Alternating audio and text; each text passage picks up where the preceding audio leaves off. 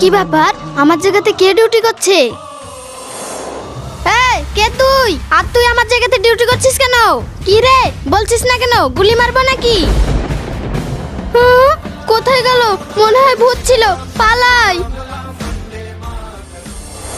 কি হয়েছে মিম, তোমাকে এত নার্ভাস লাগছে কেন? ম্যাডাম, আপনি আমার ডিউটি কোথায় লেগেছেন? 2 নম্বর ক্যাম্পে তো ভূত আছে। ভূত? তোমার ডিউটি কোথায় লেগেছে? ম্যাডাম, 2 নম্বর ক্যাম্পে। আপনি চলুন আমার সঙ্গে একটু।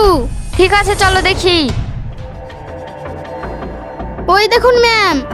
তোমার ডিউটি 2 নম্বর বর্ডারে না, তোমার ডিউটি 3 নম্বর বর্ডারে। তুমি যাকে ভূত ভাবছো সে ভূত না, শহীদ অন ডিউটি অফিসার তিশা। মানে? আজ থেকে 5 বছর আগে তিশা যুদ্ধতে শহীদ হয়ে গেছে, কিন্তু ও শহীদ হওয়ার পরেও আমাদের সঙ্গে ডিউটি করে যাচ্ছে। একেই বলে